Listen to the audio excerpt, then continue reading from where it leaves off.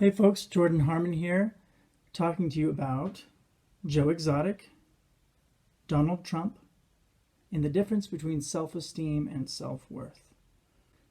Some researchers do use the terms interchangeably, and self-esteem and self-worth are considered the same thing, and they might divide it into different types of self-esteem, externally motivated or internally motivated. Others have, though, created a distinction between self-esteem and self-worth that basically is something like this. Self-esteem is how one feels about their accomplishments, about the way the other people see their accomplishments. So someone who has high self-esteem thinks and perceives that they are great in certain areas of their life. Maybe, so it's possible for people to have high self-esteem when it comes to their appearance and low self-esteem when it comes to their intellect or other factors like that. And then there are those who have high self-esteem in many areas, and it's just kind of a personality trait. Whereas self-worth, rather than how one feels about assessing or evaluating their certain accomplishments as great or not great, would be self-worth would be how one feels in terms of their intrinsic worth and whether or not they are worthy to be loved, and whether or not that worth is defined on some of those external traits. So it's actually not uncommon for people to have high self-esteem and low self-worth. Sometimes people who have very high self-esteem and low self-worth might be those that come across as confident, even arrogant at times, sometimes labeled as narcissistic, and yet they really don't feel great about themselves internally. And so a lot of their behavior and their achievements are fueled by this sense of not being enough.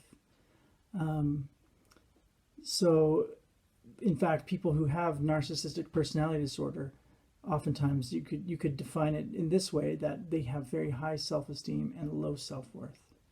So self-worth is also related to not just how one considers themselves worthy of love or not, or acceptable as they are or not, but also how they consider others. So self-worth is very tied to the perception of how worthy others are of being loved or being accepted as they are. One of the takeaways for me of watching The Tiger King was that, there's a lot we don't know, of course, even though we watched hours of this guy's life. There's a lot we don't know watching someone on a reality show. But one thing that comes across is that he does have a high self-esteem.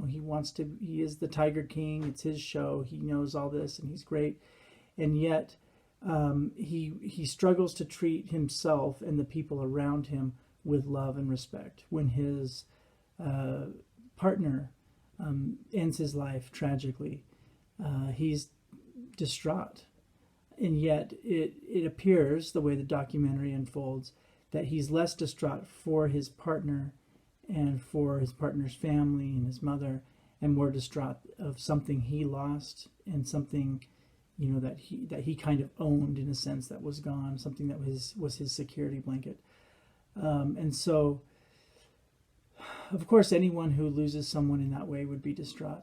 But it's hard not to watch this show and be reminded of course, the current president of the United States, Donald Trump, and people will oftentimes comment on his seemingly relentless need for affirmation and need for praise.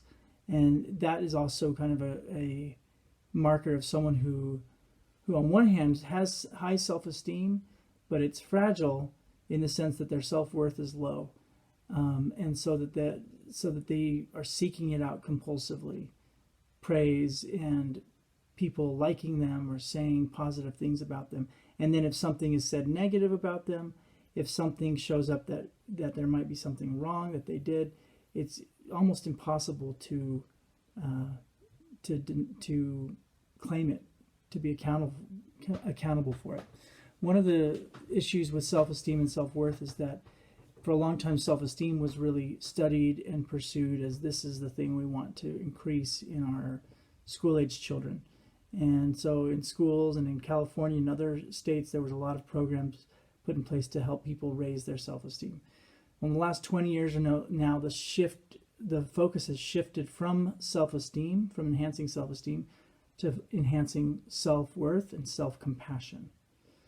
And again, a way of thinking of the difference is, instead of a person evaluating themselves as great, let's help people see themselves as worthy of being loved, regardless of if their accomplishments are great or not. In other words, it's okay to mess up. It's okay to not be great in certain areas and not have that totally destroy your concept of yourself. So it is possible for people to have low self-esteem and high self-worth. That would be someone that is not necessarily confident in all the areas of their life, and yet treats themselves and others with respect and love, and with a basic sense of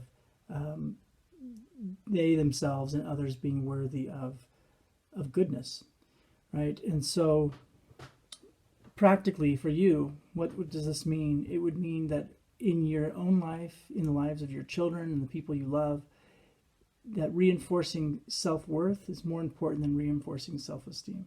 This is why sometimes in parenting books, there's an admonishment to not always say great job after someone did something, but rather reinforce just what kind of the intrinsic value, right? So it's not attached to whether they succeed and win at something, but rather, like, I can see you're working really hard at that, right? So it's the emphasis is on validation rather than praise, reinforcing the process rather than the outcome.